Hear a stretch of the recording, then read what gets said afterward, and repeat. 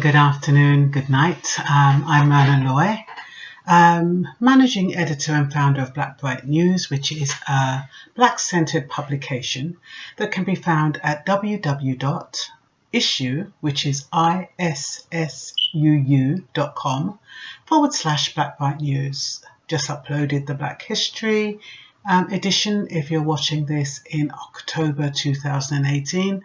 Otherwise, you can just look at the other publications that are there. You can read them free of charge, and I think it's only if you need to download it that there might be a small charge, but not much. Anyway, what am I talking about today? I'm talking about single black mothers. I'm talking about single black mothers because white single mothers don't seem to get such a hard, attack as by black counterparts, by our white counterparts, as black single mothers do from our black men. You'll see a lot of single white mothers, and they seem to get on with their business. You don't find videos being uploaded about how they're this, how they're that, how they're irresponsible, blah, blah, blah. So I thought I'd put this situation into some context. First of all, we have to consider how did they become a single mother? Is it through widow? Is it through being a widow? Was their husband killed? Did he die of something? Is it through because they're divorced? Is that the reason why? Are they separated? Is that why they're single? There is an assumption that single mothers are deliberately single. They're deliberately single to entrap men, to get alimony, to get money and all that kind of game. I mean, if you know what a woman has to go through, I don't think I don't know. There are some women who do go out there deliberately to entrap men. But we're not talking about them. We're talking about the women who become single, whether it's through the bad choice they've made. But when you think about it, yes, the woman can take the responsibility, take a pill if she doesn't mind the body reacting to it. They can have IUDs if their body doesn't reject it. There are different ways. They have the natural cycle. I think it's 21 days, and then you can have sex within that 7 days, and then you don't need to take anything at all. The natural rhythm. So there are ways that women can prevent themselves from being single mothers. Men don't seem to like to put on a condom. They just like to get in there and get it all over and done with. They're not interested in the preparation. They're not interested in protecting themselves. They don't stop to think whether or not the woman has got diseases or whatever. So when you see a single black mother, what first comes to mind is, why didn't she protect herself? Now, we're not thinking that the condom broke. We're not thinking that, that something went wrong and that they protected themselves, but, they got pregnant anyway. People don't think like that. They see single mothers and immediately think, oh, she's irresponsible. She didn't take birth control. She didn't make him wear a condom. And they're immediately judged. And they're judged all the way down the line as being, wanting to take welfare. They really get a bad rap. And I'm not saying, we have single mothers that raise brilliant children, but that doesn't seem to be the issue. That doesn't seem to be what black men slag off black single mothers for. It's almost though they think that black single mothers, when they see a black single mother, it's deliberate. Now, I can understand that if a man meets a beautiful woman and then he finds out she's got kids, the first thing he's going to think is, oh, bloody hell, I've got to deal with the father of these children. If he comes around every week, how often is he going to want to see the kids? Is she going to be running after him? She's still got contact with the father. Are they still attracted to each other? Will they get back together? A man who finds a woman with children has all those thoughts in his head. It's also a reminder that his woman has had sex with someone else. We know that women have sex before they meet the man of their dreams, or before he's met his woman of the dreams. But when a woman has children, it's a constant reminder that somebody's been there, somebody's violated his woman, someone's had sex with his woman. That's what the kids remind him of. Not only that, he doesn't know whether or not how the kids are going to treat them. How are the kids behaving? Are they well behaved? Are they respectful? If the father isn't around, is he going to be expected to look after them, to finance them? Is he going to be expected to play the father role? So when a man, has a go at black women or black single mothers, sometimes it's disappointment. Sometimes, especially when they're beautiful and attractive and they see them on the street, and men are so visual, they're just like tongues hanging out. And then when they find out they've got kids, they might even take one kid, but sometimes these women have 2 and 3 kids. I don't know if they're for different fathers or what, but it's compounded when it's different fathers, because what kind of relationship does she have with these fathers? If she has any relationship at all, and if she doesn't have a relationship at all with the fathers, what message is she sending to the new man in her life about the choices she's made? Now, I know we can all make bad choices, but every man that we sleep with should be a potential husband.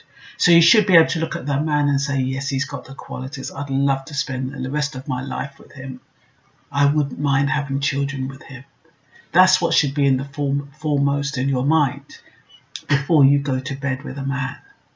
But that isn't what's in most of the young people's minds today. They just want to, they're just going through their hormones. They see somebody, they get hot, he turns them on, he gives her a kiss, blah, blah, blah, and Bob's your uncle. They don't even think about the repercussions. And I mean, you're all adult.